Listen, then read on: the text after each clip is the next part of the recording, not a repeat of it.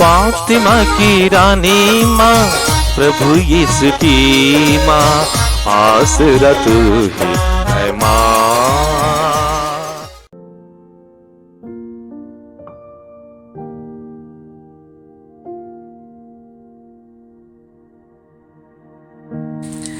पहला पाठ नबी दानियल का ग्रंथ, अध्याय 3, पद संख्याएं 14 से 20, 91 से 92 और 95। नबूकदनेस्सर ने कहा, हे शद्रक, मेशक और अबेदनगो, क्या यह बात सच है कि तुम लोग ना तो मेरे देवताओं की सेवा करते और ना मेरे स्थापित स्वर्ण मूर्ति की आराधना करते हो? क्या तुम लोग अब तुरही, वंशी, सितार, सारंगी, वीणा और सब प्रकार के वाद्यों की आवाज सुनते ही मेरी बनाई मूर्ति को दंडवत कर उसकी आराधना करने तैयार हो? यदि तुम उसकी आराधना नहीं करोगे तो उसी समय प्रज्वलित भट्ठी में डाल दिए जाओगे। तब कौन देवता तुम लोगों को मेरे हाथों से बचा सकेगा? शद्रक, मेशक और अबेदनगो ने राजा नबूकदनेस्सर को यह उत्तर दिया, हे राजा, इसके संबंध में हमें आपसे कुछ नहीं कहना है। यदि कोई ईश्वर है जो ऐसा कर सकता है तो वह हमारा ही ईश्वर है जिसकी हम सेवा करते हैं। वह हमें प्रज्वलित भट्ठी से बचाने में समर्थ है और हमें आपके हाथों से छुड़ाएगा। यदि वह ऐसा नहीं करेगा तो हे राजा, यह जान ले कि हम ना तो आपके देवताओं की सेवा करेंगे और ना आपके द्वारा स्थापित स्वर्ण मूर्ति की आराधना ही। यह सुनकर नबूकदनेस्सर शद्रक, मेशक और अबेदनगो पर बहुत क्रुद्ध हो गया और उसके चेहरे का रंग बदल गया। उसने भट्ठी का ताप सामान्य से 7 गुना अधिक तेज करने की आज्ञा दी और अपनी सेना के कुछ बलिष्ठ जवानों को आदेश दिया कि वे शद्रक, मेशक और अबेदनगो को बांधकर प्रज्वलित भट्ठी में डाल दें। राजा नबूकदनेस्सर बड़े अचंभे में पड़ गया। वह घबराकर उठ खड़ा हुआ और अपने दरबारियों से बोला, क्या हमने 3 व्यक्तियों को बांधकर आग में नहीं डलवाया? उन्होंने उत्तर दिया, हे राजा, आप ठीक कहते हैं। इस पर उसने कहा, मैं तो 4 व्यक्तियों को मुक्त होकर सकुशल आग में टहलते देख रहा हूँ। यह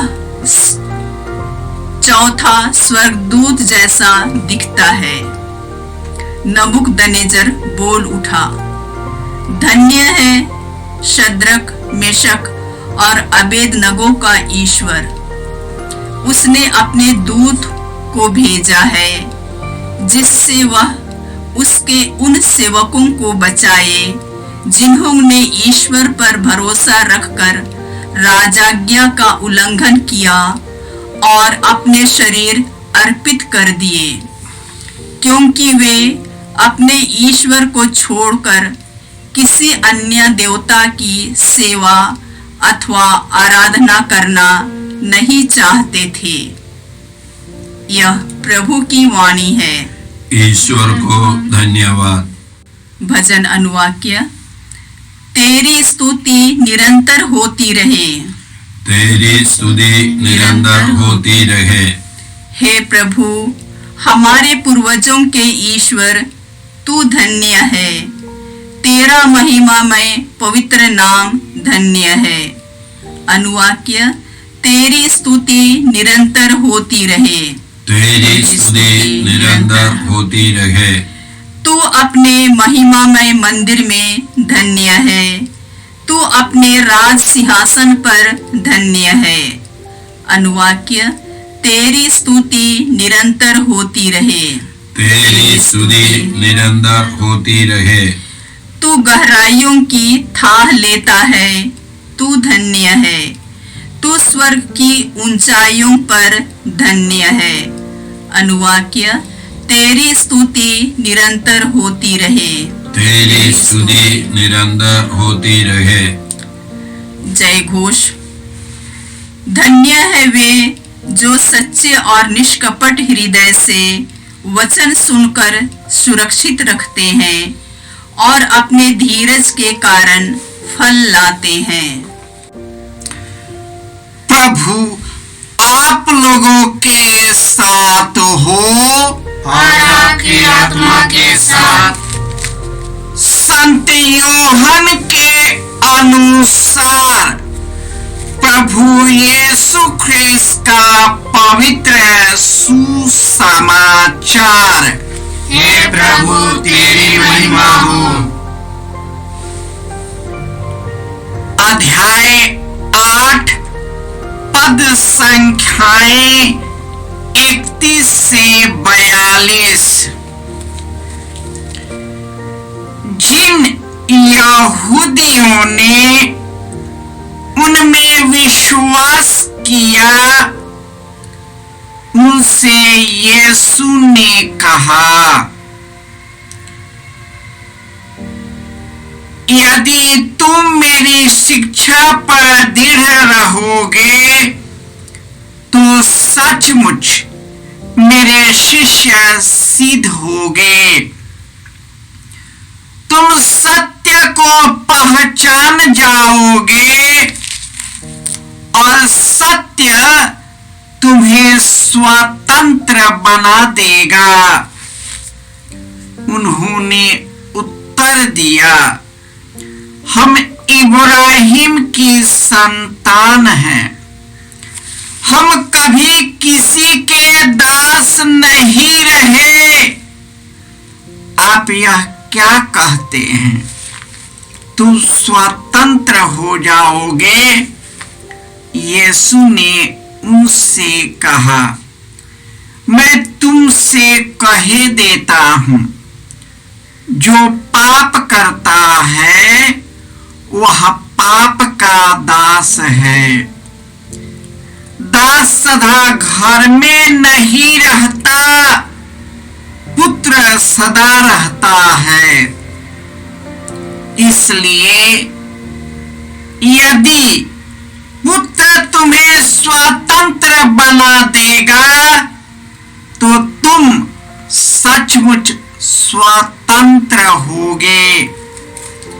मैं जानता हूं कि तुम लोग इब्राहिम की संतान हो, फिर भी तुम मुझे मार डालने की ताक में रहते हो, क्योंकि मेरी शिक्षा तुम्हारे हृदय में घर नहीं कर सकी। मैंने अपने पिता के यहाँ से जो देखा है वही कहता हूँ, और तुम लोगों ने अपने पिता से यहाँ जो सीखा है वही करते हो। उन्होंने उत्तर दिया, इब्राहिम हमारे पिता हैं। इस पर यीशु ने उनसे कहा, यदि तुम इब्राहिम की संतान हो तो इब्राहिम जैसा आचरण करो। अब तुम मुझे इसलिए मार डालने की ताक में रहते हो कि मैंने जो ईश्वर से सुना है वह तुम लोगों को बता दिया है।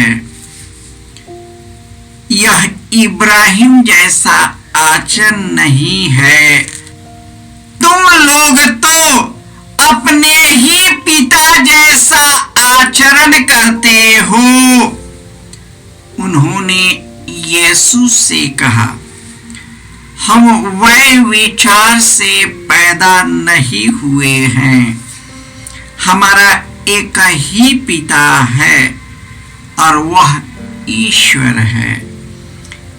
यीशु ने यहूदियों से कहा, यदि ईश्वर तुम्हारा पिता होता तो तुम मुझे प्यार करते, क्योंकि मैं ईश्वर से उत्पन्न हुआ हूं और उसके यहां से आया हूं। मैं अपनी इच्छा से नहीं आया हूं, उसी ने मुझे भेजा है। यह प्रभु का सुसमाचार है। हे ख्रिस्त तेरी स्तुति हो।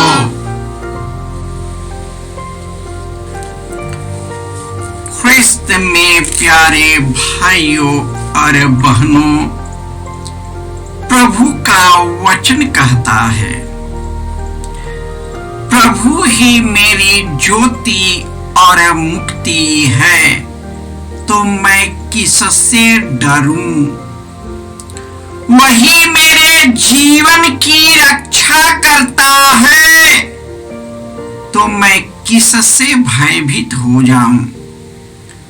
कोई सेना भले ही पड़ाव डाले, मेरा हृदय भयभीत नहीं होता, क्योंकि प्रभु का दाहिना हाथ महान कार्य करता है। आज के पहले पाठ में हमने सुना है कि किस प्रकार दानियल अपने दो दोस्त मेशक अबदेगो, शद्रक, मेशक और अबेदनगो, ये तीनों ईश्वर के परम भक्त थे। राजा ने राजाज्ञा निकाली थी। उन्होंने एक बृहत सोने का मूर्ति बनाया था और वह मूर्ति राजा का, एक मनुष्य की मूर्ति बनाकर उनकी पूजा करना। और ये लोग ईश्वर को प्यार करते थे। वे जानते थे कि ईश्वर ही मेरी ज्योति और मुक्ति है। तब राजा नबूकदनेस्सर ने दानियल उनके दो दोस्तों को बुलाकर कहा, क्या यह सही है कि तूने हमारे स्थापित मूर्ति की पूजा और आराधना नहीं की? और दानियल राजा को जवाब देता है कि मैं अपने सर्वशक्तिमान ईश्वर को प्यार करता हूं और उसी की आराधना करता हूं और उसको छोड़ किसी की नहीं। हे राजा, हमारा ईश्वर हमें बचाने में समर्थ है। यदि वह नहीं भी बचाए तो हे राजा, मैं तेरी बनाई मूर्ति की आराधना नहीं करूंगा। इससे नबूकदनेस्सर आग बबूला हो गया, गुस्से से लाल हो गया। उसने भट्ठी को 7 गुना ज्यादा गर्म किया। उसने बलिष्ठ व्यक्ति को उसे पकड़ करके आग में फेंकने के लिए कहा। ऐसा हुआ कि फेंकने वाले उनके धा से ही जल गए। फेंकने में सक्षम हो गए, लेकिन उसके धा ने उनको जला दिया। और ईश्वर का हाथ, उनका दाहिना हाथ बचाने में समर्थ है, और ईश्वर ने उस धधकती आग से उनकी रक्षा की। आज इब्राहिम के वंशज यहूदी शास्त्री यीशु से को मानने के लिए तैयार नहीं है। वे कहते हैं कि मैं तो इब्राहिम की संतान हूं। तो यीशु ने कहा, यदि तू इब्राहिम की संतान होते तो इब्राहिम के जैसा व्यवहार करते और तुम मुझको प्यार करते, क्योंकि मैं अपने से नहीं आया हूं, ईश्वर ने ही मुझे भेजा है और उनकी इच्छा से मैं आया हूं। जो मैं कह रहा हूं मैं अपनी इच्छा से नहीं, लेकिन स्वर्गीय पिता की इच्छा से। आज हम में कई ऐसे लोग हैं कि वही उन्हीं यहूदी और शास्त्री फरीसियों के जैसे धर्म कांड के कर्मों को तो मानते हैं, उनके नियमों को तो मानते हैं, लेकिन हमारा हृदय कठोर हो जाता है।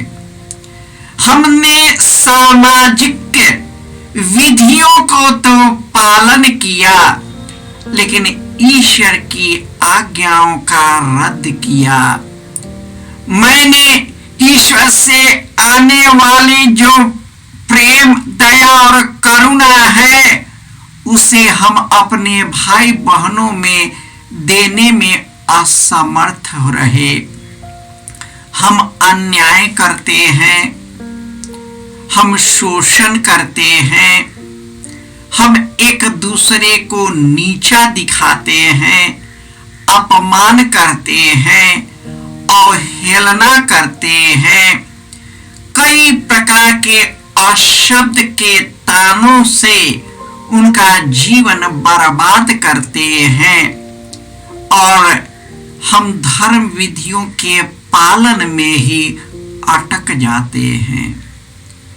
हम में से अधिकांश लोग ऐसे ही हैं कि वे धर्म ग्रंथों को तो पढ़ते हैं, लेकिन उनका मर्म अपने जीवन में उतारते नहीं। वे कई प्रकार के धर्म विधियों को करते हैं, लेकिन अपने पड़ोसी को अपने जैसा प्यार नहीं करते। एक दूसरे के साथ द्वेष, दुश्मनी, विभाजन और कई प्रकार के कलुषित चीजों से भरा रहता है। यह 40 का समय अपने आप को शुद्ध करने का समय है कि किस प्रकार जो हम विधियों को करते हैं, क्या उसे अपने जीवन में लागू करते हैं, अपने आप को शुद्ध करते हैं, अपने आप से ऊपर उठकर एक दूसरे के लिए जीवन समर्पित कर पाते हैं। हे प्रभु यीशु, तूने कहा है, मैं स्वर्ग से उतरी हुई जीवंत रोटी हूँ, जो मुझे खाता है उसे अनंत जीवन प्राप्त है। तूने कहा है, यदि मानव पुत्र तुम्हें स्वतंत्र कर देता है तो तुम अवश्य ही स्वतंत्र होगे। जो पाप करते हैं वे पाप के दास हो जाते हैं और उसी पाप में वे मर जाते हैं। हे प्रभु यीशु, हम अपने पापों के कारण दुखी और बीमार हैं। तू हमारे अंदर में प्रवेश कर जाए। विशेषकर हे प्रभु, जिन लोगों को हम अपने जैसा प्यार नहीं करते, उनके प्रति प्रेम का धार बहा दे, ताकि उनकी सेवा के द्वारा तेरी सेवा कर सके। जय यीशु। जय यीशु क्रिस्त में प्रिय भाई और बहनों, प्रभु यीशु ने हमें आदेश दिया है संसार के कोने कोने में जाकर सारी सृष्टि को सुसमाचार सुनाओ। सुसमाचार सुनने के लिए और सुनाने के लिए एक अच्छा मौका है। आप कृपया इस चैनल का सब्सक्राइब करें, लाइक करें, शेयर करें, बेल आइकन दबाएं, ताकि यहाँ की नई वीडियोस की सूचना आपको मिलती रहेगी। साथ साथ आप दूसरों को भी प्रेरणा दें इसका सब्सक्राइब करने के लिए। याद रखें, कल के मिसा के दैनिक पाठ और उस पर टिप्पणियाँ आज ही दोपहर के बाद हम लोग अपलोड करते हैं। कृपया आज ही उसको सुनकर कल की तैयारी करें। प्रभु यीशु आपको और आपके परिवार को 100 गुनी आशीष देंगे। जय यीशु।